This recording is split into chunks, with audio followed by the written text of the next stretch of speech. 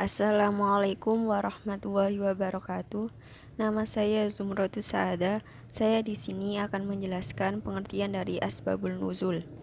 Berdasarkan etimologis, menurut Ibnu Madzur dalam buku Lisanul Arab, beliau menyebut kata asbab adalah bentuk plural dari kata sabab, yang berarti sesuatu yang mengakibatkan pada sesuatu yang lain, atau dalam bahasa Inggris cause, atau dalam bahasa Arabnya disebut kullu syai'in yutawassalu bihi ila ghairi. Sedangkan kata nuzul berarti menepati. Orang Arab mengistilahi seseorang yang singgah di suatu kaum dengan istilah nazil. Selain itu, kata nuzul juga menurutnya memiliki arti turun, seperti kata turun dalam kalimat nazzala min fauqi asfal, turun dari atas ke bawah. Berdasarkan terminologis, menurut Abdul Azim Az-Zarqani dalam kitabnya Manahi al-Irfan, sabab nuzul merupakan suatu ayat yang diturunkan dengan berkenaan suatu kejadian atau peristiwa sebagai keterangan hukum pada hari kejadian.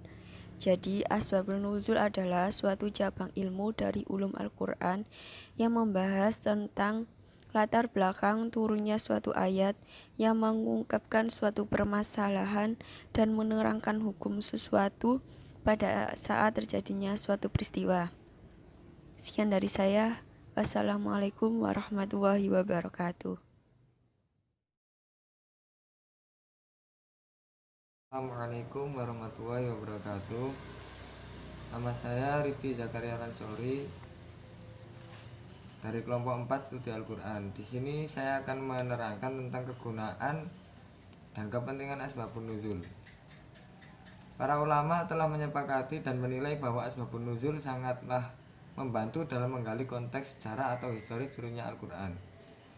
Imam Al-Wahid menyebutkan bahwa tanpa memahami asbabun nuzul, seseorang tidak akan sampai pada pemahaman yang utuh terhadap maksud dalam satu ayat Al-Quran. Sementara itu, Imam Ibnu Daqiq mengemukakan asbabun nuzul merupakan piranti penting dalam memahami Al-Quran.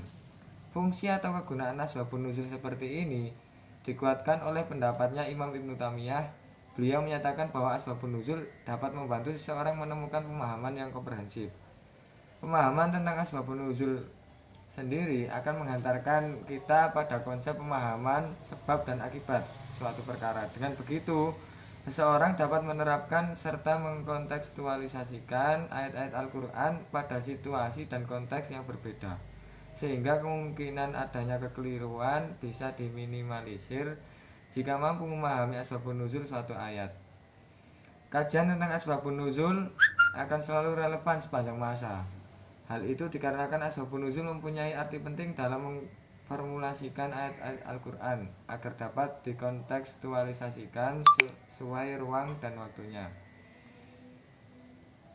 Para ulama melihat begitu besar urgensi dan kegunaan asbabun nuzul dalam memahami Al-Quran. Mereka menjelaskan beberapa kegunaan asbabun nuzul sebagai berikut.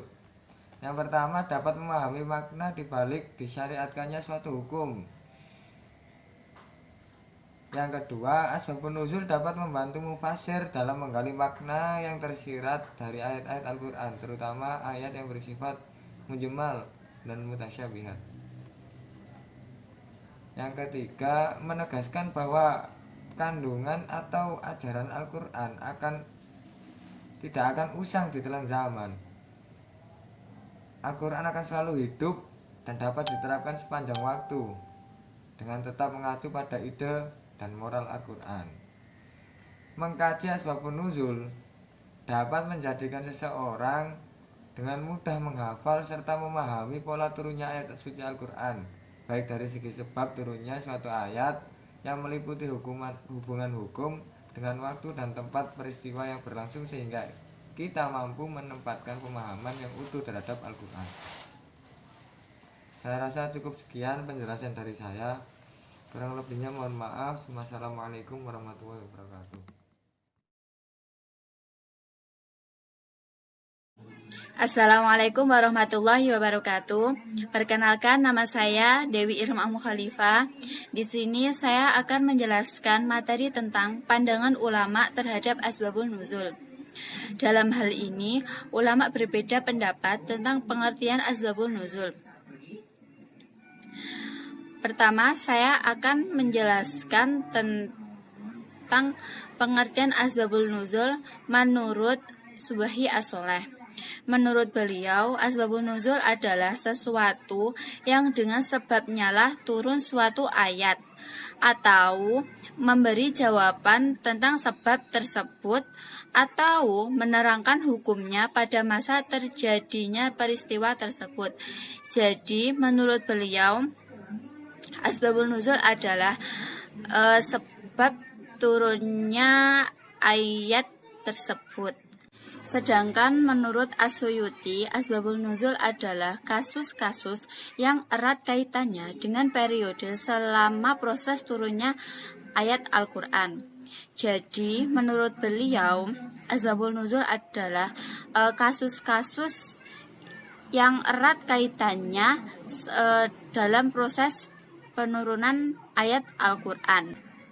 Sedangkan menurut Az-Zarqani, asbabun nuzul adalah peristiwa atau kejadian yang terjadi setelah ada hubungannya dengan turunnya ayat Al-Quran sebagai penjelas hukum pada saat itu terjadi. Jadi, menurut beliau, asbabun nuzul adalah peristiwa yang berhubungan dengan turunnya ayat Al-Quran sebagai penjelas hukum pada saat peristiwa itu. Maksudnya itu pada saat turunnya Al-Quran itu.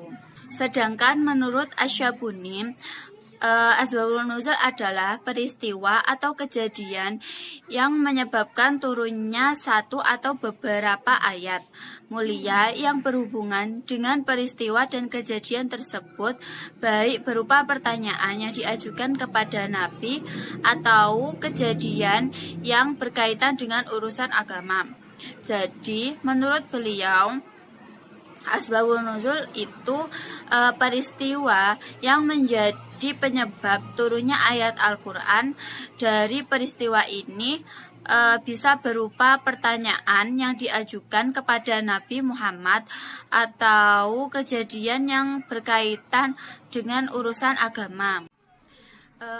Dari sini dapat saya simpulkan bahwa salah satu hal penting dalam memahami ayat Al-Quran adalah mengetahui asbabun nuzul dari ayat itu sendiri, karena hal tersebut adalah cara untuk memperkuat dalam mengetahui makna Al-Quran.